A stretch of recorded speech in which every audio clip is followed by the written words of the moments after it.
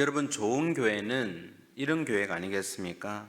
남자든 여자든 아니면 종과 자유인, 심지어는 유대인이든 헬라인이든 상관없이 서로가 존중하는 교회가 어떻게 보면 좋은 교회라고 할 수 있을 것입니다. 하지만 기독교 초기에는 이렇게 세워진 교회에서는 이런 모습들이 보이질 않았습니다. 그런 이상이 실현되지 못했다는 것입니다. 오늘 본문에서 사도 이 야고보는 어떻게 보면 불의한 부자들에게 교훈을 줍니다. 내일 또 함께 보실 말씀에는 그런 불의한 부자들에 의해서 고통을 받았던 약하고 가난한 의인들에게 교훈을 주는 말씀이 기록되어 있습니다. 그래서 오늘은 불의한 부자들에게 주는 교훈을 통하여서 저와 여러분 삶 가운데 우리는 과연 어떻게 살아야 할까 다시 한번 생각하고 저와 여러분 삶 가운데 적용할 부분이 있으면 적용하는 그런 시간이 되길 간절히 소원합니다. 먼저 오늘 본문에 보면 이 불의한 부자들의 세계관, 그들이 가진 생각이 어떤지 오늘 본문에 기록되어 있습니다. 자, 오늘 본문 1절에서 3절을 우리 다시 한번 읽어보겠습니다. 시작. 들으라 부한 부자들아, 너희에게 이 말 고생으로 말미암아 울고 통곡하나 너희 재물은 썩었고 너희 옷은 좀 먹었으며 너희 금과 은은 녹이 썰었으니 이 녹이 너희에게 증거가 되며 불같이 너희 살을 먹으리라. 너희가 말세에 재물을 쌓았도다. 아멘. 오늘 본문에 보면 이 사도 야고보는 하나님의 주권을 인정하지 않는 이런 불의한 부자들에게 심각한 심판의 경고를 보내고 있습니다.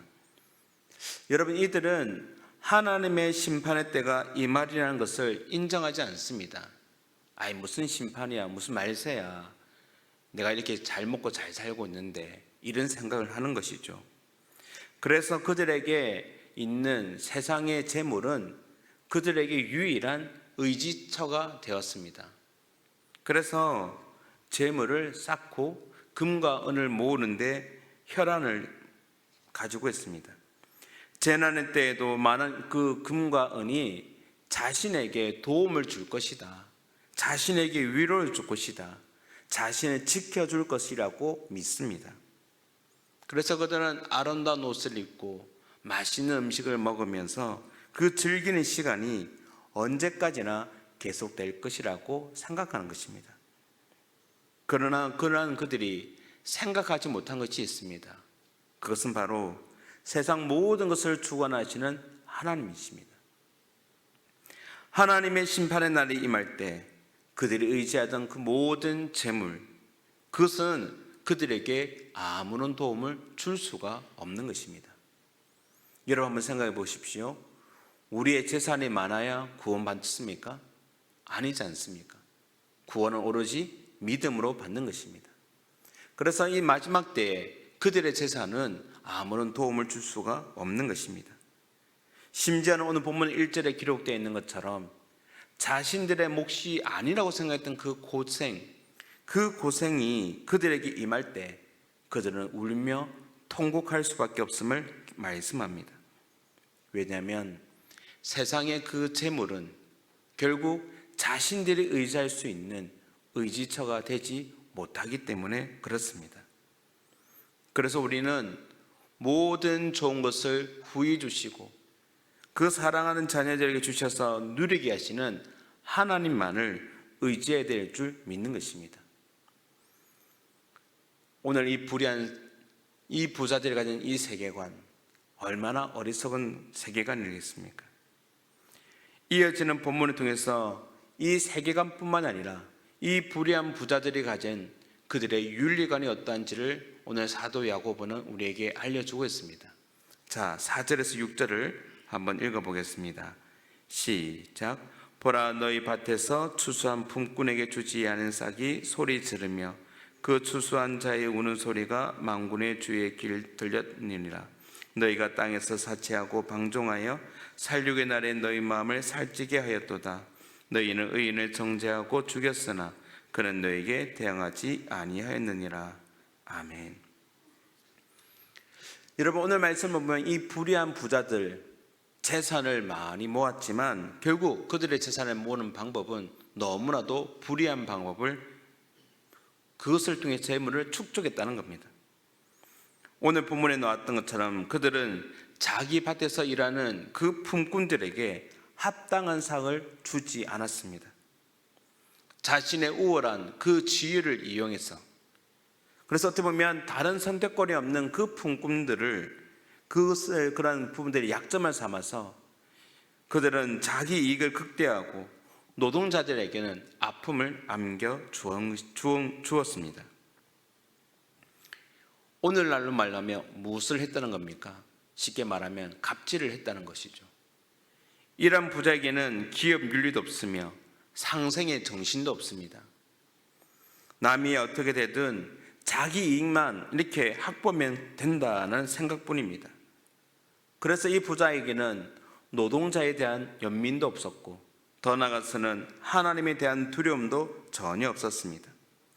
심지어 오늘 본문 6절에 보았듯이 대항할 힘이 없는 그 의인들을 부당하게 모함해 죽이기까지 했던 이들이 바로 이러한 불의한 부자들이었습니다. 여러분, 이러한 불의한 방법을 얻은 재물을 의지하여 그들은 무엇을 했습니까? 사치와 방종의 삶을 살면서 그 시간이 언제까지나 영원할 것이라고 생각한 것입니다. 그러나 그들이 생각하지 못한 것이 있습니다. 오늘 본문에도 등장하는 것처럼 결국 하나님이 다 보고 계시다는 것이죠. 심지어는 억울한 일을 당하는 그들의 약자들의 하소연에 하나님께서 귀 기울이고 계신다는 것입니다. 그래서 우리는 이러한 공의의 하나님을 두려워하며 그분께서 기뻐하시는 일을 우리가 이웃에게 행하며 살아야 할 것입니다. 사랑하는 성도님 여러분, 성도에게 물질과 부는 우리 육신의 정욕이나 더 나아가서 만족 또는 쾌락을 위해서 주어진 것이 아닙니다. 하나님이 저와 여러분에게 주신 이 물질은 결국 하나님의 나라를 위하여, 이웃들을 위하여 사용하라고 주신 것입니다. 그래서 우리는 부를 축적하는 그 이유가 바로 이러한 어려운 이웃들을 돕고 하나님 나라를 위하여 사용하기 위해서 그래야 하는 것입니다. 복음을 전하고 가난한 이웃을 돌보는 그 일에 우리의 물질이 잘 사용되고 있는지를 한번 점검해 보길 바랍니다. 아무리 우리의 삶 가운데 여유가 있고 부유해도 늘 절제하며 검소한 삶을 살아가는 것, 또한 재산을 모으는 방법도 정당해야 합니다. 의도가 좋아도 과정이 좋지 못하면 결국 하나님이 기뻐하지 않으시는 것이죠. 사랑하는 성도님 여러분, 혹시 저와 여러분도 어떻게 보면 물질 중심적인 삶을 살고 있지는 않습니까? 물론 부자가 된다는 것이 그 자체가 악은 아닙니다. 부자가 되어야 되죠. 그러나 무엇이 중요합니까? 부자가 되었는데 이기적인 생활을 하며 가난한 자들에게 손해를 끼치는 그것이 바로 죄가 되는 것이고 악이 되는 것입니다. 사랑하는 성도님 여러분, 하나님은 이 모든 것에 대해서 세상 마지막 날 반드시 심판하실 것입니다. 그래서 오늘 우리는 이런 부를 위해 살아가지만 결국 먼저 그 나라와 그 의를 위하여 행하며 살아갈 수 있는 저와 여러분이 삶이 되어야 될 줄 믿는 것입니다. 사랑하는 성도님 여러분, 오늘도 우리의 먹을 거, 입을 거, 이것을 위해서 먼저 살기보다는 하나님의 나라와 그 의를 먼저 구할 때 하나님 어떻게 해주십니까? 우리의 필요한 모든 것들을 우리가 주기도를 통해서 고백하는 것처럼 오늘도 하나님 우리의 일용할 양식을 채워주시며 믿고 그 하나님을 의지하며 바라보며 하나님을 사랑하며 이웃을 사랑하는 그 실천을 통하여 하나님 앞에 기쁨이 되어지는 삶을 살아가시는 그런 저와 여러분의 삶이 될 수 있기를 주님 이름으로 축원합니다. 아멘.